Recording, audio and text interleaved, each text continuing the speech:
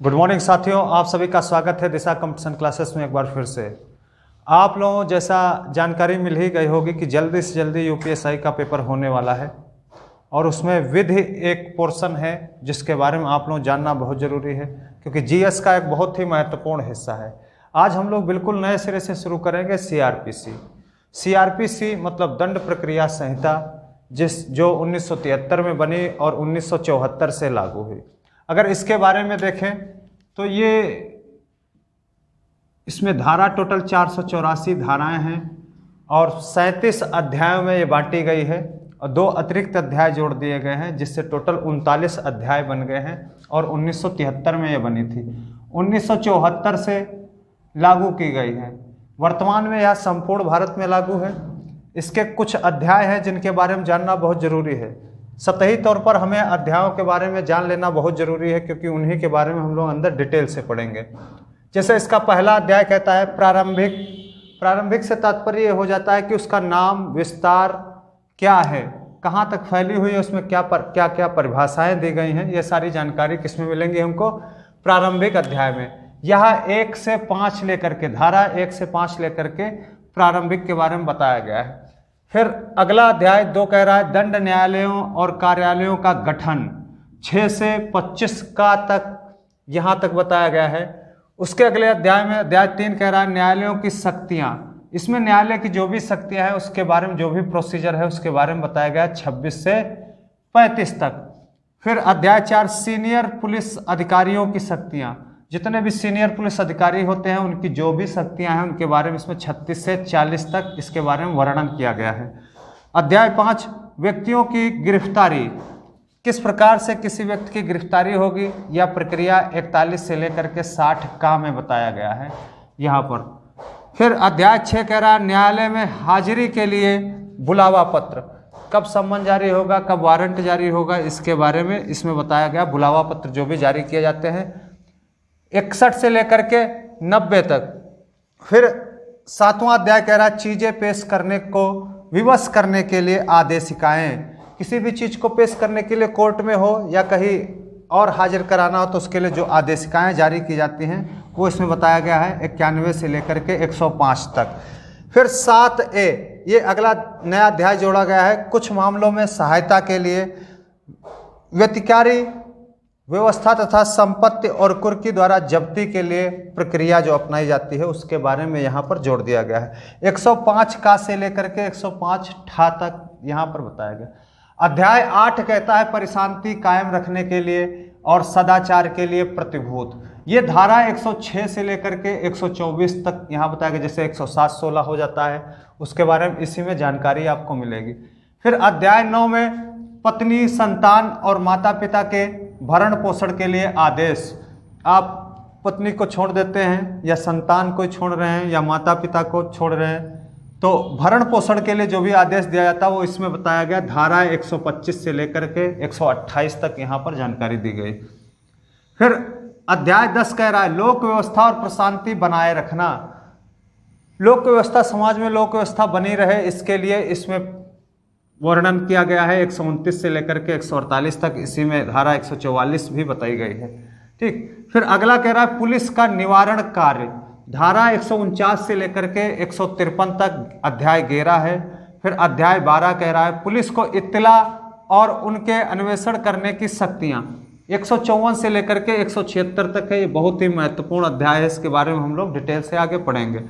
फिर अध्याय 13 कह रहा है जांचों और विचारणों में दंड न्यायालयों की अधिकारिता, ये 177 से लेकर के 189 तक बताई गई है। फिर उसके बाद में अध्याय 14 कह रहा है कार्यवाहियां शुरू करने के लिए अपेक्षित शर्तें, ये 190 से 199 तक इनका वर्णन किया गया है।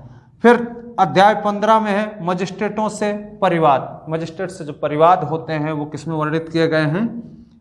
अध्याय 15 में किए गए हैं। ये 200 से लेकर के 203 तक इनके बारे में बताया गया है। फिर अध्याय 16 कह रहा है मजिस्ट्रेटों के समक्ष कार्यवाही का प्रारंभ किया जाना, 204 से लेकर के 210 तक हो गए।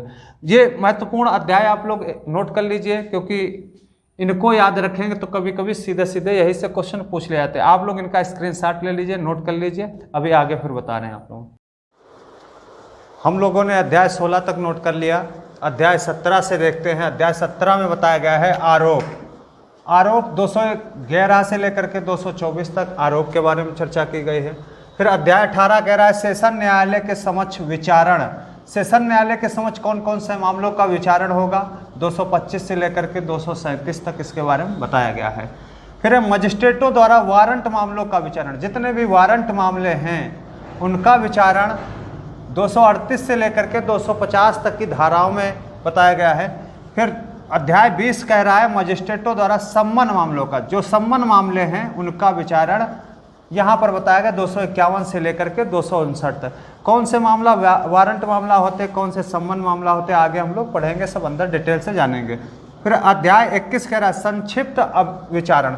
संक्षिप्त विचारण 260 से लेकर के 265 तक है। ठीक, ये अध्याय 21 में। यहीं पर एक अध्याय 21A है जिसमें है सौदेबाजी का अभिभाग। सौदेबाजी का अभिभाग, इसमें 265 का से लेकर के 265 ठा तक 21A में बताया गया है। फिर अध्याय 22 पर आ जाते हैं। कारागारों में परिरुद्ध या निरुद्ध व्यक्तियों की हाजिरी, किस प्रकार से हाजिरी उनकी होगी, इसके बारे में चर्चा यहाँ पर की गई है, धारा 266 से लेकर के 271 तक। फिर अध्याय 23 कह रहा है जांच एवं सुनवाई में शहादत, 272 से लेकर के 299 तक इसके बारे में बताया गया। अध्याय 24 जांचों एवं विचारणों के बारे में उपबंध, 300 लेकर के 327 तक इसमें चर्चा की गई है। फिर 25 कह रहा अध्याय विकृत चित्त अभियुक्त व्यक्तियों के बारे में, जो भी पागल वगैरह व्यक्ति होते हैं उनके बारे में, या विकृत चित्त होते हैं, मानसिक तौर से बीमार होते हैं, उनके बारे में 328 से लेकर के 339 तक इसमें चर्चा की गई। फिर अध्याय 26 न्याय प्रशासन पर प्रभाव डालने वाले अपराधों के बारे में उपबंध, 340 से लेकर के 352 तक यहाँ चर्चा की गई है। फिर अध्याय 27 कह रहा निर्णय, 353 से लेकर के 365 तक यहाँ चर्चा की गई। फिर अध्याय 28 में मृत्यु दंडादेशों की पुष्टि के लिए प्रस्तुत किया जाना, 366 से लेकर के 371 तक। फिर 29 में अपीलें हैं, 372 से 394। 30 में निर्देशन और पुनरीक्षण है, 395 से 405। फिर अध्याय 31 में आपराधिक मामलों का अंतरण, 406 से लेकर के 412 तक यहाँ चर्चा की गई है। फिर अध्याय 32 कह रहा है दंडादेशों का निष्पादन, निलंबन, परिहार और लघुकरण, 413 से लेकर के 435 तक इसमें चर्चा की गई। फिर अध्याय 33 में जमानत और बंद पत्रों के बारे में उपबंध, किस प्रकार से जमानत होगी, किस प्रकार से बंद पत्र जमा किए जाएंगे, इसमें चर्चा की गई। 436 से लेकर के 450 तक धारा इसके बारे में कहती है। फिर अध्याय 34 में संपत्ति का वयन, 451 से लेकर के 459 तक इसमें चर्चा की गई। फिर अध्याय 35 में है ठीक व गलत माने जाने वाले आदेश या अनियमित आदेश जो होते हैं उनके बारे में चर्चा यहाँ पर की गई है, 460 से लेकर के 466 तक। फिर अध्याय 36 कह रहा है कुछ जुर्मों का निपटारा करने के लिए परिसीमा, एक निश्चित सीमा निर्धारित कर दी गई है कि इतने समय सीमा में जुर्मों का निपटारा कर लेना चाहिए, तो 467 से लेकर के 473 तक इसमें चर्चा की गई। फिर अंतिम अध्याय इसका कह रहा है प्रकीर्ण, प्रकीर्ण जो है 474 से लेकर के 484 तक। इस प्रकार हमने देखा ये टोटल 37 अध्याय में विभाजित है। भारतीय दंड प्रक्रिया संहिता 484 धाराओं में विभाजित है और टोटल 37 अध्याय है, लेकिन इधर 21A जुड़ गया और 7A जुड़ गया, इस प्रकार कुल अध्याय 39 बन गए हैं। यह दंड प्रक्रिया संहिता 1973 में बनी, 1974 से लागू हो गई, वर्तमान में संपूर्ण भारत में यह लागू है। और ये एक प्रक्रिया है, प्रोसीजर है, इसमें किस प्रकार से कानून व्यवस्था चलेगी इसके बारे में पूरा प्रोसीजर बताया गया। प्रक्रियात्मक है, दंडात्मक नहीं है, प्रक्रियात्मक है। तो ये चीज़ ध्यान रखना। आपको मैं अगले वीडियो में चैप्टर वाइज जितनी भी धाराएं महत्वपूर्ण है वो सारी चर्चा की जाएंगी, उनके बारे में बताएंगे। आप लोग इनको अच्छे से पढ़िएगा, कॉपी पर नोट कर लीजिएगा और मेरे वीडियो को लाइक करिए, सब्सक्राइब करिए, शेयर करिए। जय हिंद दोस्तों, जय दिशा तय दिशा, धन्यवाद।